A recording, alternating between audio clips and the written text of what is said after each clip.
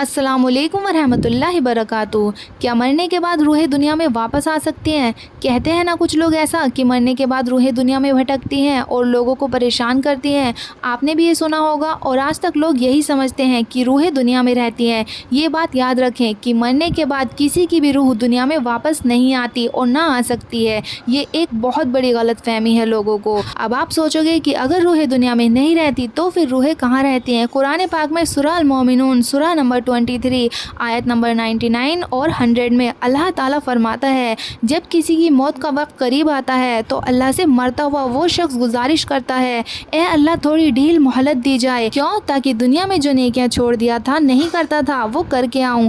अल्लाह जवाब देता है, हरगिज़ ऐसा नहीं होगा। ये तो तेरी एक बात थी दुनिया में जिसका तू आदी था, कायल था, और उनके दोबारा उठाए जाने तक इस दुनिया में और उनमें एक आड़ है, बरज़ख है। तो पता चला कि जब इंसान मर जाता है तो मरने के बाद मोमिन हो या काफिर हो दुनिया में वापस नहीं आता।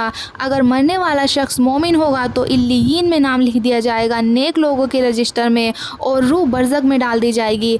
और अगर बद होगा, बुरा होगा, तो मरने वाले का नाम सिज्जीन में लिख दिया जाएगा, बदकारों में, गुनहगारों में नाम लिख दिया जाएगा और रूह बरज़ख में डाल दी जाएगी। तो इंसान के जिस्म से जब रूह अलग हो जाती है तो कहाँ रहती है? बरज़ख में। कुरान पाक में ये अल्फाज हैं, कल्ला इन्ना किताबल अबरारी लफ़ी इल्लियीन, यकीनन यकीनन नेकोकारों का नामाए आमाल इल्लियीन में है। इल्लियीन उस जगह का नाम है जहाँ मोमिनों की रूहें मरने के बाद भेजी जाती हैं और वहीं पर उनका आमाल नामा भी रहता है। और कुरान पाक की एक आयत में अल्लाह ताला फरमाता है, कल्ला इन्ना किताबल फुज्जारी लफ़ी सिज्जीन। सिज्जीन ये उस जगह का नाम है जहाँ काफिरों की रूहों को रखा जाता है, वहीं पर उनका आमाल नामा भी मौजूद रहता है। कहीं पर ऐसा भी देखा जाता है कि किसी इंसान को ऐसा फील होता है कि कहीं और मरे हुए शख्स की रूह उस पर आ गई हो, और मरे हुए इंसान के बारे में उसे सब पता होता है कि वो कहाँ रहता था, उसके घर में कौन कौन है। वो बिल्कुल वैसे ही रिएक्ट करने लगता है जैसे वो मरा हुआ इंसान था, और फिर लोग भी वही सच मान लेते हैं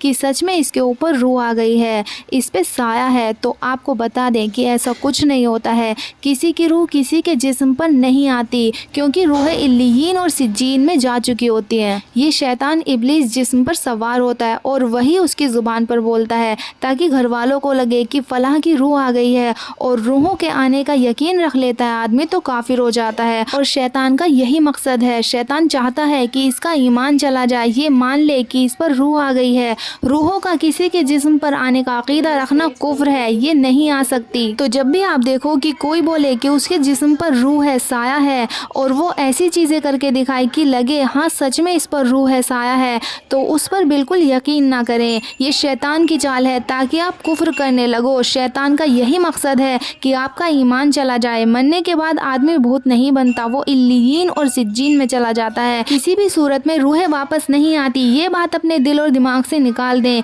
कि रूहें दुनिया में है, किसी के ऊपर आ गई हैं। ऐसा अकीदा ना रखें, वरना आप कुफ्र करने वालों में हो जाओगे।